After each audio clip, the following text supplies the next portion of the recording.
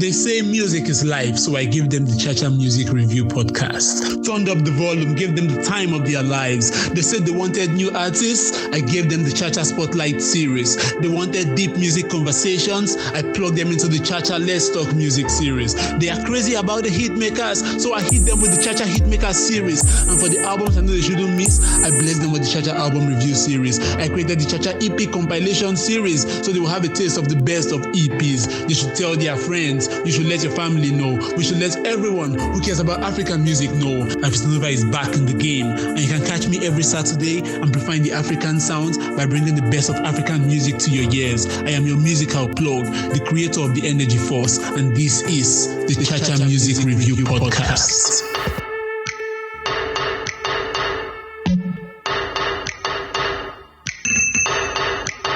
Good day, ladies and gentlemen, boys and girls, and members of the Cha-Cha Nation. My name is Hafeestonova, your musical plug, creator of the Energy Force, and I'm back with another episode of the Cha-Cha Hit Makers series. The Cha-Cha Hit Makers series is where I get to bring music producers and we talk about the process of making that hit record that you all enjoy. And without wasting much of your time, let me allow my producer for today to introduce himself. Yeah. Welcome, everybody. My name is Sean Beatz, aka Sean B. Where you at? Thank you for being on the podcast today. So it's nice to be here. All right, so let's start off with the name. How did you come about the name?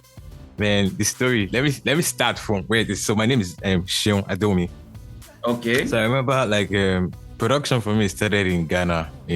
Back in 2005, 2006. That's when I was in Ghana. So I schooled in Ghana. Then my name was Seun. So they used to find it hard to pronounce my name. They used to call it Shuen. Some people used to call it Shuem. They had different pronunciations for it. So, and I remember in secondary school, I had the nickname Sean John because of the designer. So I was just like, you know what? Let me just identify that name Sean. So they were like, okay, yeah, they can call me Sean. Sean was easy. So when they said calling me Sean, then when I graduated into production making, one of my top producers that I liked then was Timbaland, then Sean Beatz. And Swiss had that stuff Swiss Beats. So I was like, oh, I can take that beats to then my Sean's. I just added Z to the front. So it was Sean's Beats. So that was just how I just stuck to the name. Like you said, you mentioned right now that production started for you in Ghana. What led you into music production? Man, what led me to music production? Before I actually went to Ghana, I actually loved music, just growing up in my house, my pops, before he travels, when he goes on road trips most times, then he calls me to his room when my sisters would be downstairs watching their soap opera and stuff. So he makes me record music on his tape. He has his own kind of music that I listen to. Then he used to listen to Ghana music and some kind of Igbo music, He's a Yoruba man. So he makes me record his songs on two tapes, A and B, side A and B now. So the other part that is left, the remaining, then you tell me that to just had any extra songs, my own songs. So then I just started recording my own songs and just fill it up. And he just knows, I like listening to music, and music has just been a part of my life, just growing up. The first hip-hop CD I bought was a DMX CD, or just outside that, so I just had that love for music, whether it was DJing, or just listening to music. And there was a piano in the house. I didn't know how to play the piano, but the piano had they had keys written on them, for learners, you see the keys. So I just used to play. I think my pops used to play, but he never really sit down to really teach me. So it was just I had to teach myself. So I used to play the piano, and it was just interesting. I record some stuff with the piano and everything. So that's how it started back then. I was really younger. I still have pictures of that stuff then. When, after secondary school, me going into university, before I went to school in Ghana, I was schooling in Ipenedion. So when I was there in school, I just used to tell people I know about Fruity Loops, I know how to make beats. I had no idea of the software then. Someone told me about it, So for some reason, I left there. I couldn't finish there, so I went to start over again in Ghana. So when I was entering Ghana, I was like, you know what, I need to read a course that would be interesting, but I had no idea what to read. So I you know what, I just read computer science, because when I do that, I'll be able to get my own laptop. So my idea was just, let me just get a laptop. Let me see if I can get that software and start making beats, So when I got to Ghana, I got my laptop, reading computer science. Then I got FL2 or 3. That's where I started from. So I just started making beats. It was boring beats, yeah, when I started, but I just kept enjoying it myself, and over time, everything kicked up. I like the fact that you said you wanted something that will get you wanted a course that will make you have a computer, so you went for computer science. Yeah, so as in, I had to. Also, at what point did you now, because again, like you said, you just wanted to make beats, that was just what you wanted. But at what point did you now decide to say, okay, you know what? I think this music production is what I want to do as a career. And what was that thing that led up to that decision? That's deep. It took like 2 years or a year plus. I just kept making beats, and the top producers then were JQ, then Hammer. And when I hear these guys, when I hear that beats, I just wanted to make something close to that stuff, and it wasn't easy. Kept grinding. So like after a year or two, that's when it was becoming more solid, Then I realized that I enjoy this thing. I love this thing, this stuff, to the point that my rent for my old store that I had to take it to buy some studio equipment. Then, like I said, I used my rent. I bought my first mic, my speakers, because I had my laptop already. So when I got those things, I felt like, this is a business. Like, I think this is what I want to do. So it was at that point I decided, like, this is what I want to do. Then I just, making music. And before I knew, most of those Ghana artists I had, they started coming to the old store, because I was in the old store then. And most of them started coming up. Whether the ones are about to drop their new songs or stuff, they just started coming up. I made friends with some DJs. Then I had 2 artists that I kind of signed in quotes then. So they were the ones that were like, I used them as a reference just to build myself, So we just kept working together, and as everything goes. So it was at that point that I actually, made that decision, like, this is what I want to do in my life. Okay, fine. That's interesting. Now let's talk about, the first song you produced. I mean, like you rightly said, you've been making beats for a while. You just normal making beats.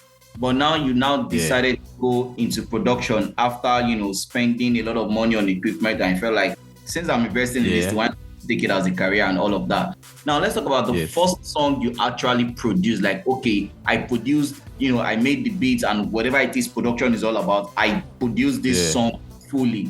Take us through that experience in total. Okay. Man, I should ask these questions right now. This question just asked, like, I'm just trying to remember, because I'm like, bro, this is like 20 years ago. Like, it's like nobody has even asked me the first song. It wasn't an official song, not like it dropped on radio. So I think there was this Chris Brown song that was out then. I don't really remember the song, but it was like techno. I think it's Forever. I think that's the name of the song. So there was this artist I was working with. His name is Eddie Young. He's still in Ghana. So he brought that song. He said he wanted to do something like that. So I think that was the first production I did, and it was solid. Just, from the beginning, I did beats in his presence, But then I was comfortable with him, because then when I do productions, like, if you just come and be like, hey, Sean, I want this beat, you make your sound, all that stuff. I'll be like, okay. Then I wear my headphones. So I start making the beats, like maybe like 10 minutes, 15 minutes. Nobody's hearing anything from the speaker, just me. So, so I just be in my own zone, make it, Then when I put my headphones down, then you listen to the beat. Sometimes people be like, no, this is not. I'm like, no, sing it like this is this. Then, everything started blending. But I don't really do that anymore. But when I made that first beat, I made it on speakers because I was comfy with the artist I was working with. His name is Eddie. So I started with the strings, it was feeling it. Then there was already a reference, so it was really easy. So the song was something like that one. So when I got that reference, I just had to add some of my own elements, just some of my own field drums, just to make it a little different from that one, and the singing, obviously. So that was like the first song I recalled that, yes, this is the first song that I produced, The mix wasn't so good, but I know it sounded good and everybody liked it. Over then, we did some couple of songs too that weren't like official though. But yeah, we did some songs. Was there any point where you felt like, maybe again, like you said, some of the first songs you did were not official songs, they were not probably released or dropped on radio or stuff like that, right? Exactly. But was there any point, at that stage where, let me use the word quote and unquote, fast rising producer, where you were still finding your feet? You took like, come on, man, Shay, I will not leave this thing, I'll go and do something else like this. Was there any point like that? Or you had that belief like, you know what? I know I'm not there yet, but I can get there. True.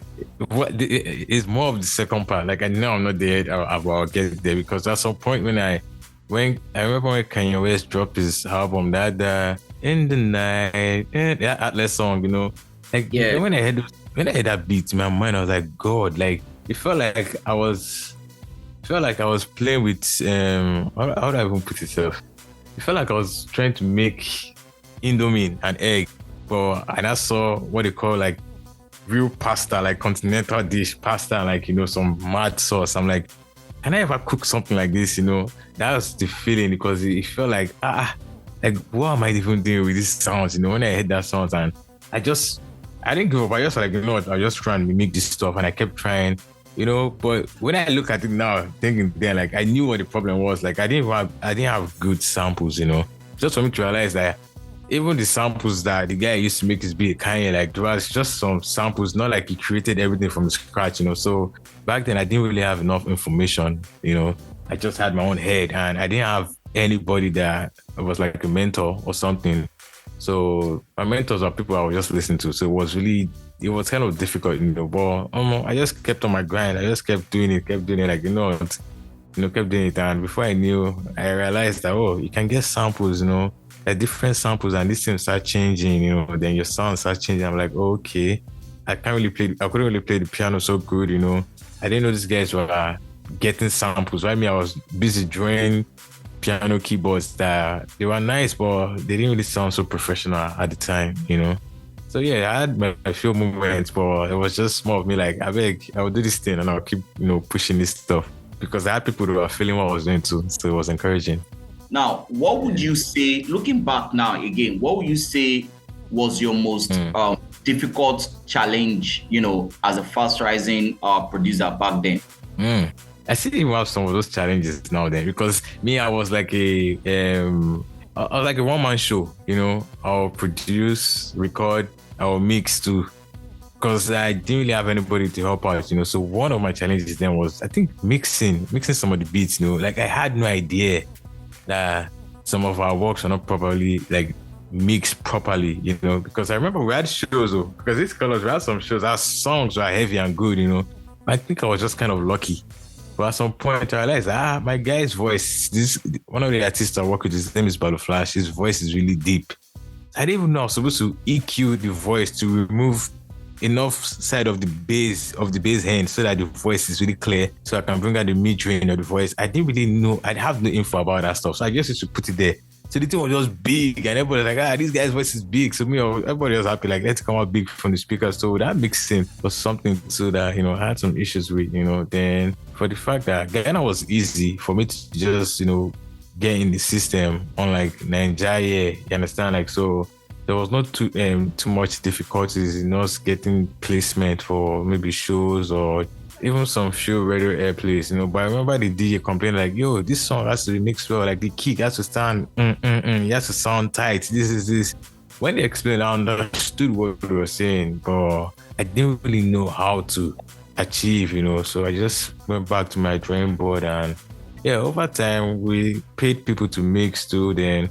And now I learned some mixing to myself, so like I have some good knowledge about that stuff. But it was a big challenge then. But even now, when I see other challenges, even now as a mixer, there's some songs you mix like this. When you mix, the person will be like, no, this is this. All right, now let's talk about your creation process, because I remember while you were talking about, you know, making your first beat and how you started, and you're like, you know, you put a headphone in your ear so that you just be in your zone. Now, so let's talk about your, your creation process. Say you are about to produce a song. Take us through, you know, the first thing you do up until when the artist gets into the recording booth and, you know, starts recording and the song comes out. What is your creation process like? So presently, my creation process now is more of your energy. For example, like I have an artist I'm working with, you know, like I like to tap from the energy of the person, in the sense that I just want to know what the song is about. Like I ask some questions like, yo, what's the song about? Like, where did you get the song from? How did it come to you? Some people, you realize that it's actually emotional. Like it's something, maybe it's an experience or something they've had in them. I like to tap into that space so that I can use that energy and get in my own zone.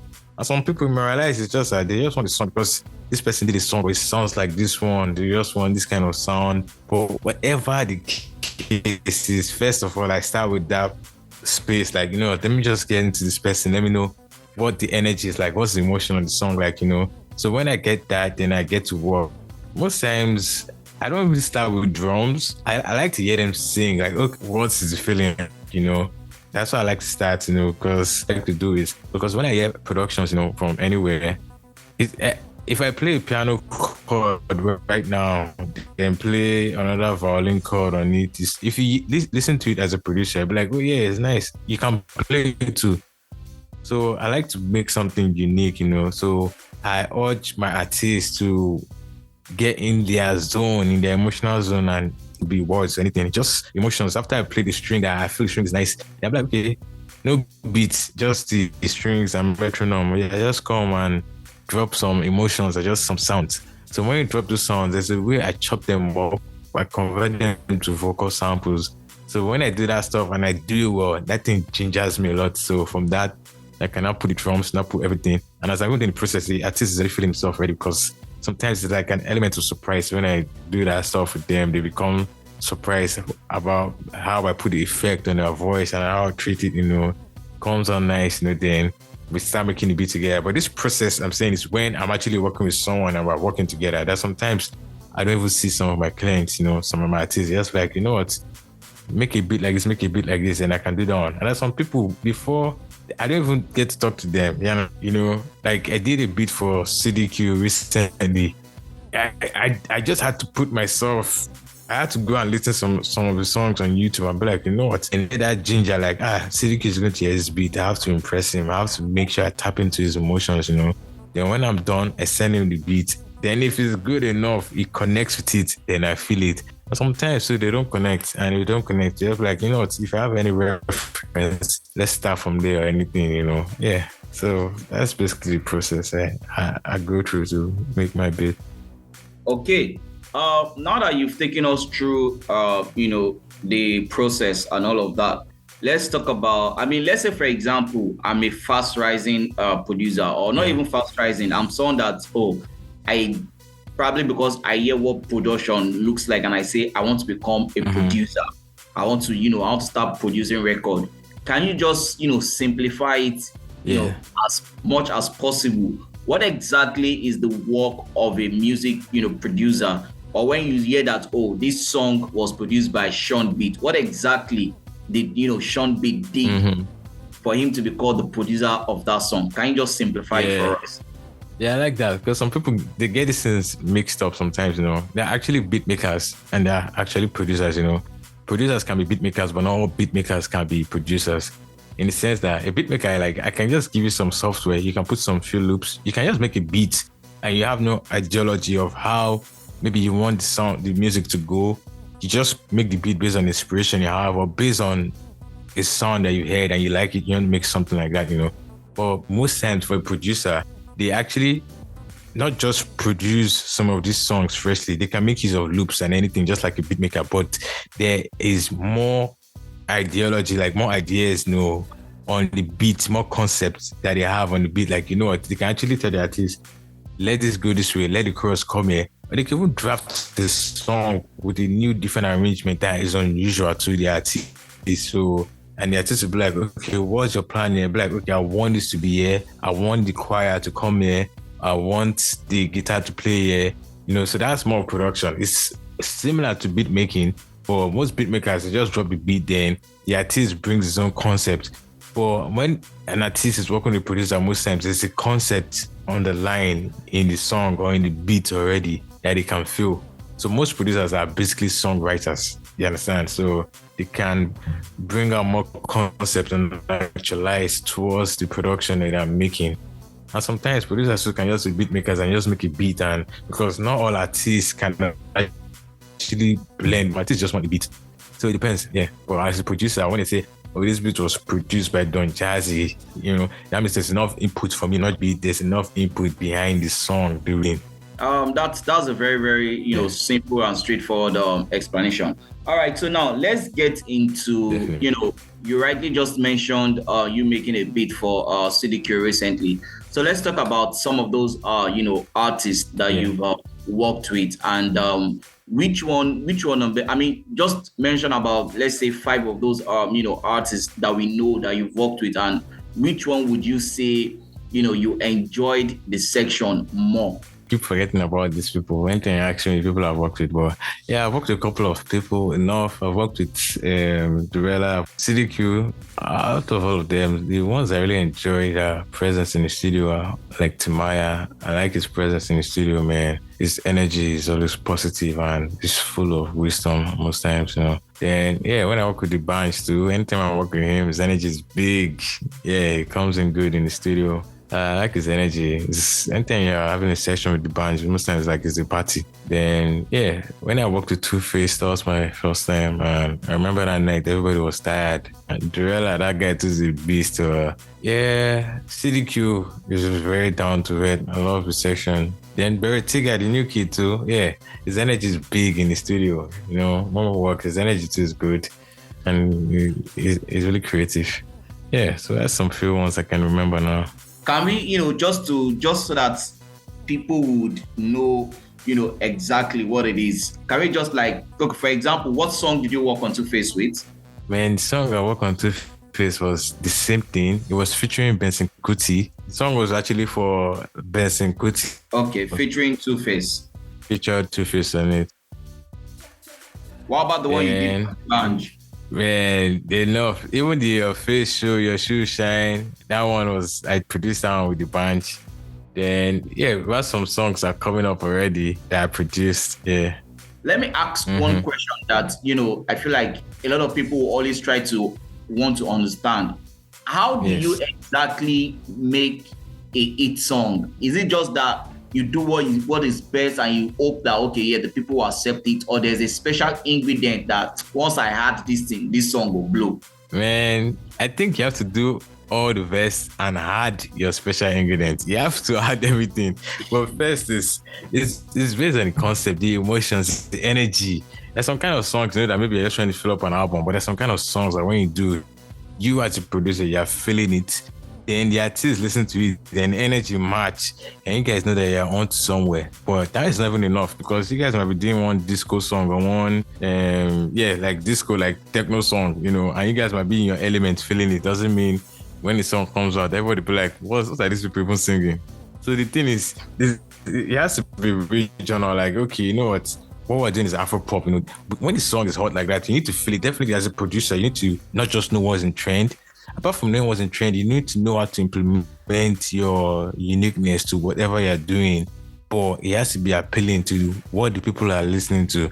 Why you have to see what's in trend is not because you want to copy what's in trend. It's because people are feeling some particular kind of sound, And sometimes it doesn't always work like that. Because when Runtown dropped his Mad Over You, we had that Ghana sound going on, but after a guy dropped that song, everybody was doing bang bang with the piano sound, almost like, you can't even replicate that stuff. You just know where you're coming from. But it was just like a groove. People took the groove, The yes songs, the intro will come up, you hear phone effects, all that stuff. So there's just some basic element as a producer you pick up, with what is trending or what is hot. And like I said, it doesn't have to be what's trending, because I like being unique, But it has to be something you enjoy to yourself and be like, this sounds good. And when the artist hears it, he connects to it. And when the people in the studio, they can connect to it. So there's some songs will be like, this song might be a hit song, and it comes out and it's not. But there's some songs that will be a hit song. Like when Timya played, I said, this sweet us, we knew that definitely that song, he picked it up from something that was almost trending already on social media, Then he converted it to something that was sweet. I said, definitely that one, that automatically. And besides, some people have the track record already. So he's done it before. He's done it more than 4 times. So he knows that this song will be a hit song. And besides, we're at the point in Nigeria where once you have a song that is even hot, there's a potential hit song. But you still have to do some promo. You still have to have some money to back that thing up, because if you don't do that stuff, the probability is not high. You might be blessed to, like Barry, when he did the Machala song. It's not as if they spent like 4 million and be like, let's put this song out. But everything was just correlated, you know. Like I said, the artist was feeling the energy. The comedian at Future too was feeling the energy, and he just made something good and something that could trend at that point that, you know, people will love. And yeah, and we just put it on. I'm like, come on, let's hope it's a hit song. And once everything hits too, like, yes, we knew it was a hit song. That's how it is. So your energy just has to be 100. Put in the best you can put. Make sure the thing is sweet, you know. And remember, you're not doing the music for yourself or for your family. It's for the people out there that want to listen and enjoy good sounds. All right, now let me ask you, you know, a question for the sake of somebody that wants to become, you know, a music producer like you in the future. Now, this question is going to be in two parts. You know, we hear a lot of issue in the industry where, probably certain producer will call out certain artists for probably not getting, you know, maybe royalties or credit or whatever the issue will be, right? So my question is going to be two parts. The first part is for someone that wants to go into music, you know, production. What are those things that a person needs to work on? You know, personally, it's okay. You want to learn music production, or this is what you should, you know, look out for or go after. That's number one. And then number two, how does the person, you know, not find themselves in that space of, I did song for this artist, you know, give me credit, or that artist no pay me royalty. You know, how does that person avoid that kind of situation? This is tricky, but yeah, it happens. So first and first, from the first part, you know, as a producer, you understand, or even a beat maker, or even a songwriter, you understand, the you know, the business is about craft and creativity, but that part is like 20%. So the 80% of the music business is actually the business. And so the music is the business. You know, it's just like somebody, like it's just like somebody that's selling food, you know, where in a system where if you own a business such as selling food, the government, and you have a business account, the government will bless you maybe monthly or something. And if people want to pay you, they can easily pay money to your business account, you know, that you have with, let's say, a GTB or any bank at all, you know. That's how the music is, you know. It's just that the music part, and some people, they neglect other part. They just feel you just have to sell, you know, whatever you're selling to people as I give you money, you're just enjoying it, you know. But there's a structure. There's something that you have to be in so that you are more professional to whoever you're working with. So first thing, as a producer or like a songwriter, you have to get your publishing fixed, you know. After you get your publishing, you need to have a performance right organization. After that, you need to have a song exchange. But I don't want to rush. Let me just break it down. Like, so for example, anytime you create music, you know, you own the copyright to your songs because you create them, definitely. But when you create music and you publish your music through distribution platforms, we have platforms that used to distribute your music, you know, like Digital Music, CD Baby, all these are distributors online. You know, because right now anybody can do music from anywhere and you can put it straight on iTunes for the world to hear. But you need a platform to do that. That's your distribution platform. Most people in Nigeria, that's the business that they do with their music, just a distribution platform. They don't understand that you need to be registered as a writer, as a songwriter. You understand? When you register as a songwriter, you register with an organization that handles that part. And what that firm or what that body does is they help you collect. Okay, before I go there, when you distribute your song through CD Baby and other distribution platforms, like I said, you generate money from your masters. Your masters is the main song that they put to YouTube, they put to iTunes and other streaming platforms.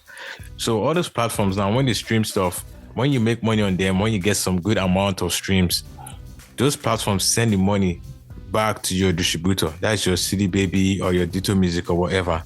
But what people don't know is that same streams, that same money that those streams generate, they still generate publishing money. They generate other kind of monies too that you can't collect unless you have a means to collect them. So there's this performance right stuff that it generates, like royalties.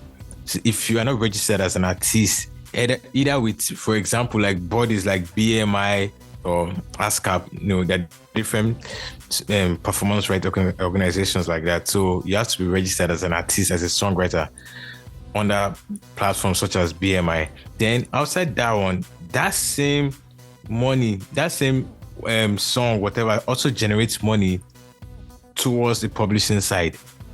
And to collect that money from the publishing side, you have to have a publishing entity representing you one way or the other. Unlike that year, when you are signed to a big record label, it was only all those Sony Music, all those big Sony Music publishing, they were able to collect it. But now there are means for people and other solo artists and not even signed artists, for them to be able to get all these outcomes. So basically, as a producer, the major things you should do is, when it comes to publishing, the best people I suggest is Song Trust. So Song Trust, when you register with them for your publishing, they will also register you to a performance rights body, like the BMI or IMR, different body. They will register you. So they'll save you the stress of doing one or two together. So basically, open Song Trust. I can send a link so that the people that are interested can have like a discount. You open your Song Trust, you register your publishing, you are going to pay a fee. I think it's $100. It doesn't change, and it's just a one-time fee. When you open the Song Trust account, they help you by registering you as an artist so they can collect royalties and you can collect your publishing money. So everything is set. Then outside that, you have to register for Sound Exchange. Sound Exchange is just the platform for you to be able to collect income that your song generates from online radio or just different online platforms that just online streaming platforms. Not like them YouTube and other stuff, but some similar platforms are those other money collecting platforms don't cover. So basically, as a producer, you don't have to be confused. Just get your publishing and register as a songwriter, and you can do that with Song Trust. That's like a good start. So when you have all that stuff in place, there's this lawyer too that I'm friends with, Aki Emilo, is popular on IG. He can help people too with all that process. So basically, when you have that process set up, so now when you work with artists, there's what you call a split sheet. A split sheet is something that states the agreement in a song, because generally when there's a body of song, for example, now I'm producing a song for you, definitely defaultly producers are supposed to have like 50% of the publishing of the song, but you get 50% as the writer or the performer of the song.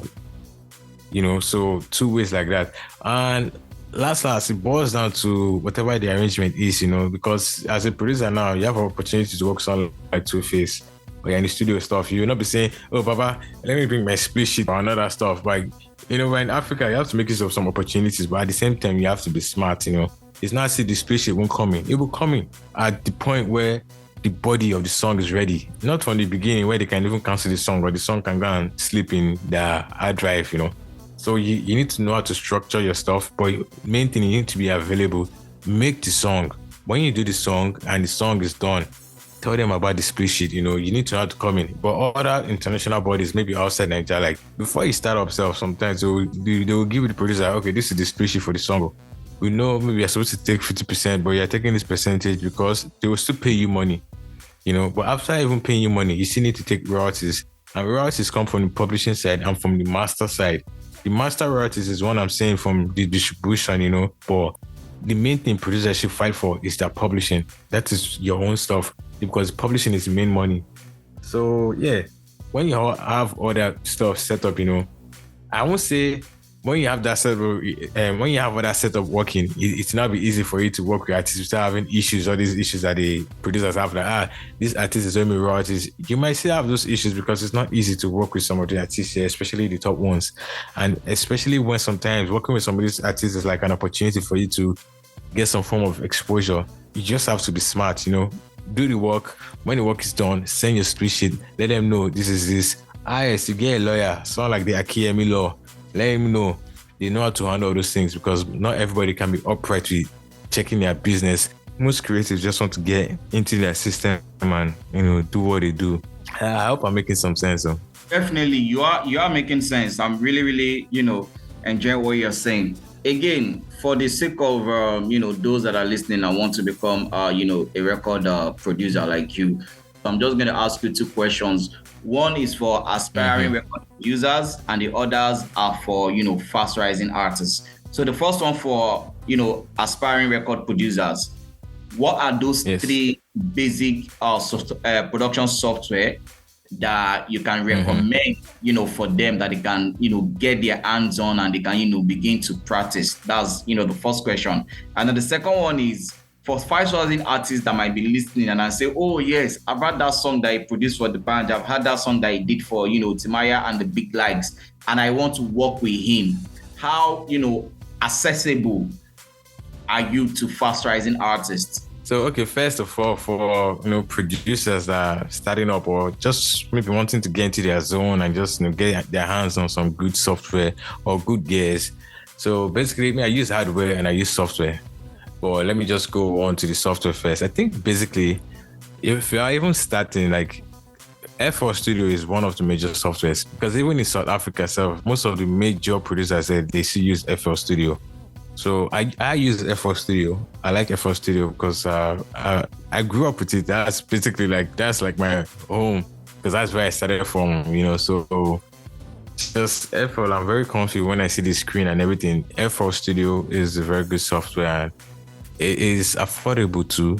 I like Logic when it comes to recording, even production. But it depends on how versatile you can be, because these softwares are basically similar things. It's just like a house, Whatever you do in your house, maybe you have a house, you like to come and cook, or maybe you like to come and bring girls and entertain girls in your house. Whatever system you put in that house, however you design the room, that's how it appeal to your clients or to how you move around. You know where your kitchen is, you know where this is, and other things are. So basically what I'm saying in the sense of softwares is, before you even get your softwares, you need to get your sample packs. When you have your sample packs, I'm talking of your kick, your drums, your snare, just different sounds that you need to create your production. So once you have those things down, those are the elements that will build whatever you're doing. You can work with any DAW or platform. That's what I mean, the software. You can work with any DAW, whether it's Fruity Loops, whether it's Logic, whether it's Ableton, Cubase. But once you have your samples, you just need to know how to use the softwares, and it's easy. It's just play, stop, arrange, click, basic things, But like I said, you can only start with FL Studio, but I think it's easy on the eye and it's just affordable for people to start with, Well, for me personally, I use Logic and I use FL.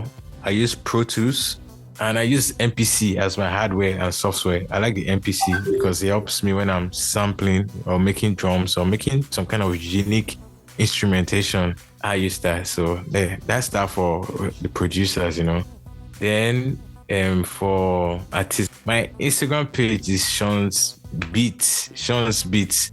It's just at Sean's Beatz. If you send a DM or you see my email too is there. I receive emails. My manager can receive emails from me. So if you send stuff to my email, definitely I'll reach back. And I think there's a number there. I'm sure there's a number for booking. I'll have to check. I'm not sure on my Instagram page.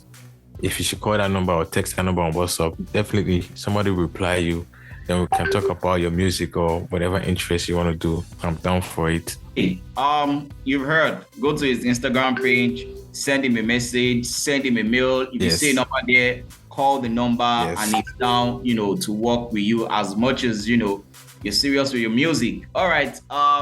Sean Beatz, thank you very, very much, for being on the podcast. I really, really, appreciate. But let's try and end this. Let's try and end this on a lighter note, and let's forget about the whole, music and beats and everything for a second. Let's just talk about, you as a person outside music, outside production. What do you like doing? What do I like doing? Yeah. Outside music, I love to cook. I love to cook, just the way I cook beat. I love to spend time in the kitchen. I love to cook. And besides that too, I shoot videos because I love to make videos, edit videos, and I have some couple of videos too I've done, So, but outside that, I like to watch movies. I watch a lot of movies because I actually work on movies too.